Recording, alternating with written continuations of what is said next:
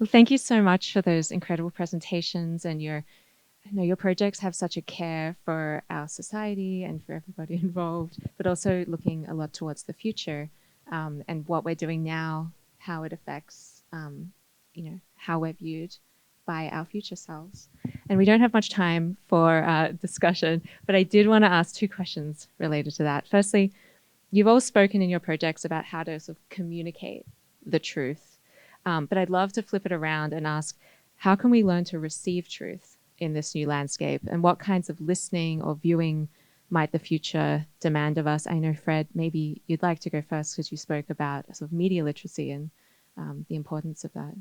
Yeah, I think that unfortunately the truth has become like this interpretive word, and I think if you ask Sam Altman, because he got asked this question, he'll say that the problem is that now you have your truth, or you might have your truth and I might have my truth, but there are facts. So there may be a twist on what are we really trying to talk about, because I think we definitely live in a world of a lot of people feel very entitled to their personal truths. And I think that's what mucks up this whole conversation too, is because, and that's what when I talk about the objectivity myth, I think that's what that's leaning into, is inevitably everything has a point of view. I just think historically that point of view maybe had a reputation that it was somebody who spent a lot of time in journalism school or something that made their truth more useful in its delivery. But I think inevitably there's media, which is literally the word. There's a medium in between the delivery and the reception of truth, right? Maybe I can add on to that as well. I disagreed with some of the comments in the last panel discussion about sort of the insistence of the blurriness between the boundaries. Well, I think that's a wonderful and fertile ground for artists to operate in, and one should absolutely explore that. I agree with you that there are certain things that are the truths about the past, even if maybe they can be told from different perspectives. We have to be very careful to delineate that. And certainly in the research that I've been recently doing about these grief bots and commercial applications for them, these are for-profit companies that are developing them. I think it's absolutely essential that we make clear what actually happened in the past from that loved one versus what we're now creating with the generative AI and other technologies too coming into it. And I think that there's a possibility for making that delineation clear with style. And why not make it visually sort of obvious that you're dealing with something else other than sort of a remanufacturing of the past? Thanks.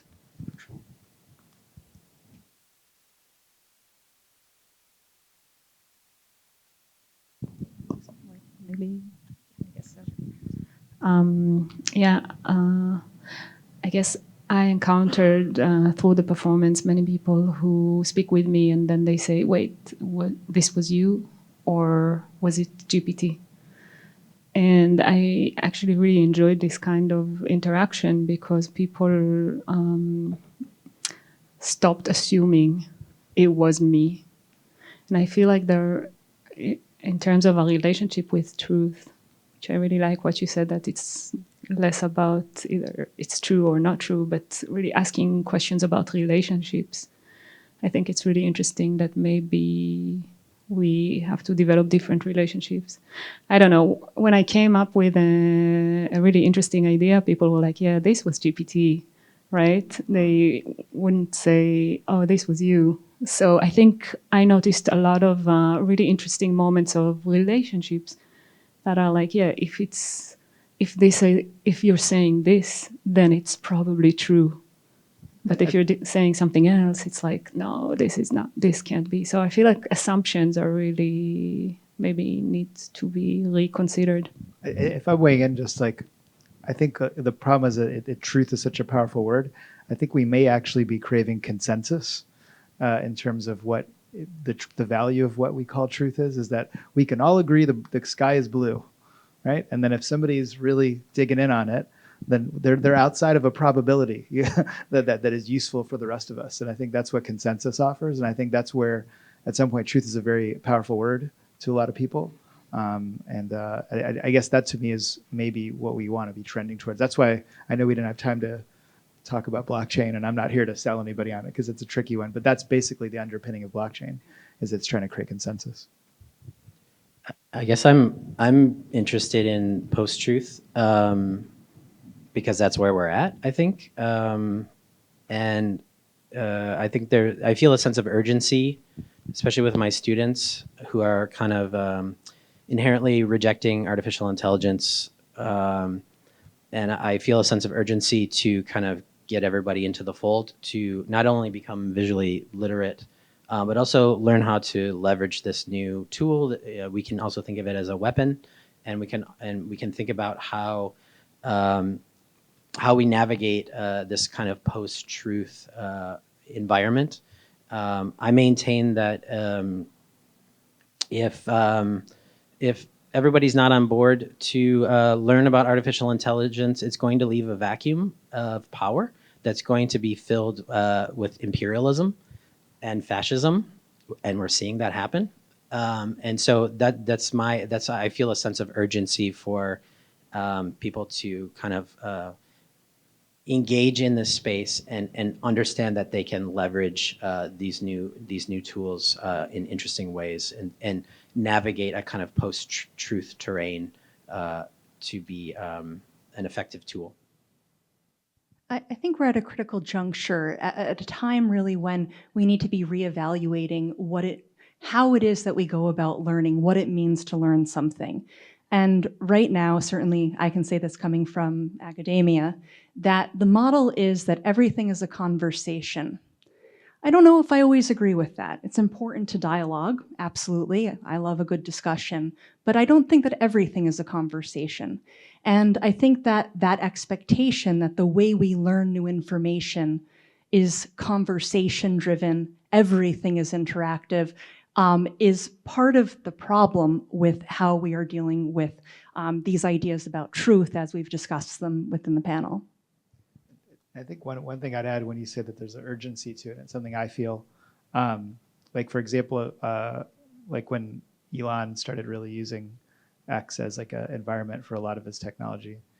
Elon, I'm talking about him as if I know him. Elon Musk, I don't know Elon. But I remember feeling really strange when he introduced generative imagery onto the platform because it was still like relatively early on his tenure.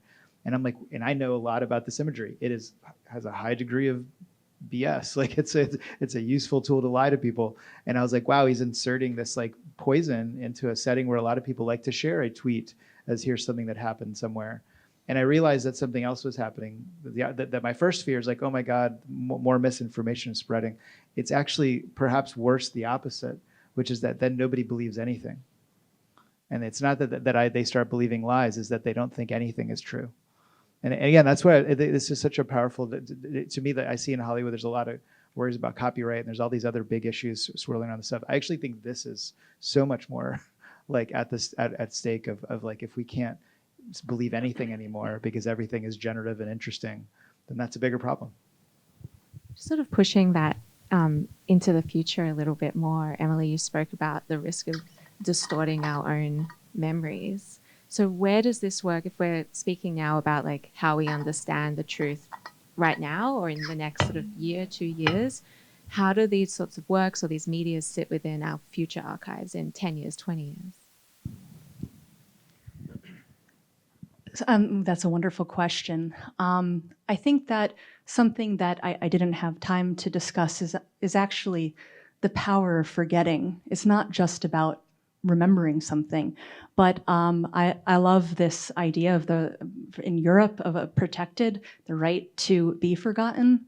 I think that the way we choose to remember the past is the story that we want to live by in our present. And that is very much dictated by choosing to forget certain things. The digital archive challenges all of that, where everything could potentially be remembered perfectly. Maybe that's not the way then we as humans would naturally carry a narrative remembrance of someone we love, for instance. So I think this is something that we need to think a lot more about.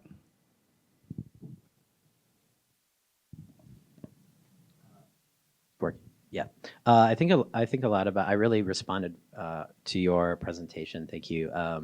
I'm really into training models and also fine tuning models through LoRa's and things like this. If anybody in the audience knows about that, but I trained a model on all of the artwork that I've ever created, so that I posthumously I have you know a legacy of myself that can just continue.